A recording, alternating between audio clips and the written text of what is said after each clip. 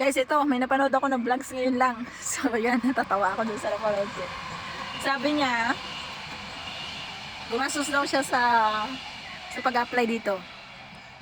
Yan, gumastos daw siya sa pag-apply dito sa Czech Republic na sa 300,000 pesos. So, ito ay cross country, no? 300,000 pesos. So, parang nasa 190 ba ang nagastos niya sa ano, sa pag-apply. 190,000 NT sa Taiwan to. Tapos, cross country, pagdating niya dito is parang conversion niya is nasa 300,000. So, ito, nasa ano pa to linawin ko, nasa Taiwan pa tong ano na to, yung sinabi ko sa inyo, nasa Taiwan pa siya.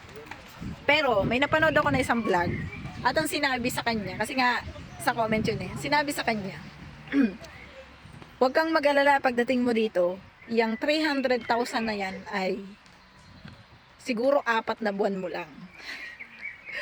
Siguro 4 na buwan mo lang. So, yung 4 na buwan, totoo naman talaga. So, pwede. Sabihin natin, 8 times 4 is 32. So, 320,000 pesos, di ba?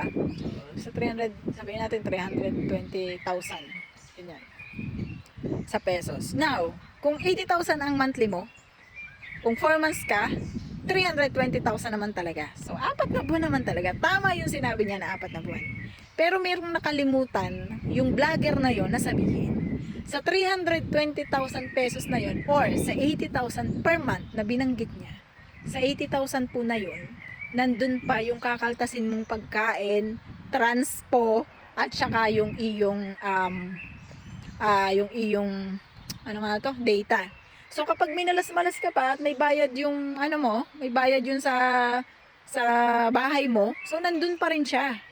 So sabihin natin na baka ang lilinisin mo is nasa sa 45 or 50,000 pesos. Malinis siguro, mga 40 to 50,000 pesos yung malinis. Kaya minsan, isipin nyo rin yung mga kagaya ko na nagsasabi dito ng mga nangyayari dito sa Czech Republic. So, i-consider nyo rin yung mga sinasabi nyo. So, tama naman na nagsabi siya na 80,000 pesos kaya mo sa isang buwan. Pero, walang gastos. Doon ako natatawa kasi totoo, para lang tayo magka-view, sasabihin nyo na kaya mong kitain lang yan ng 4 na buwan. Tapos pagdating dito noong nag-apply na yon, hindi niya kaya kasi may gastos pa. Pinalas pa, may bayad pa sa accommodation. O, yun ang malala doon, di ba?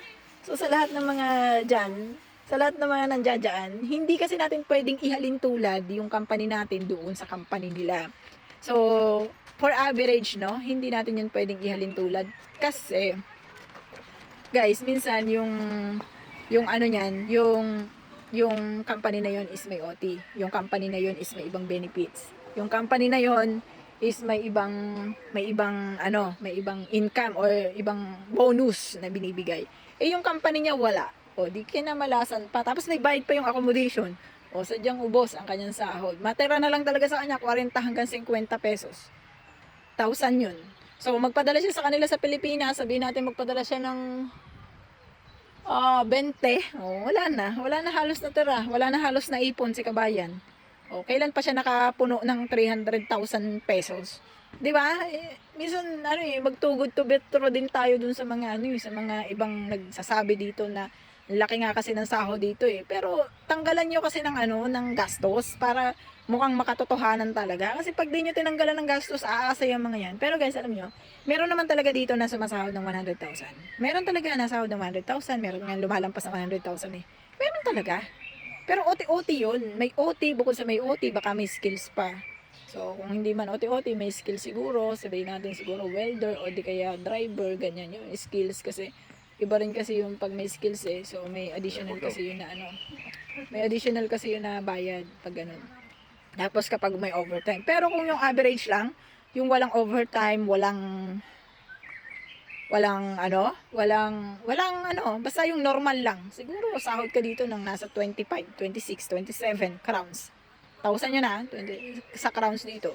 Yun nga ang problema. Paano kung may bayad pa yung bahay mo? Maigi sana kung walang bayad yung bahay mo. Kaltasin mo na lang doon yung halimbawa is 3,000 or 4,000 na pagkain mo. Tapos yung data mo, magkano ang data mo? Akin 350. O tapos yung sa transpo ko, magkano akin? 312 lang. Sa iba kasi 800, 900. Depende kasi yun sa location mo. So, yun, nakadepende yun. So, guys, maging makatotohanan tayo sa pagsasabi, lalo na sa mga first timer. Kasi, itong mga first timer na to, ito yung madaling maniniwala sa inyo.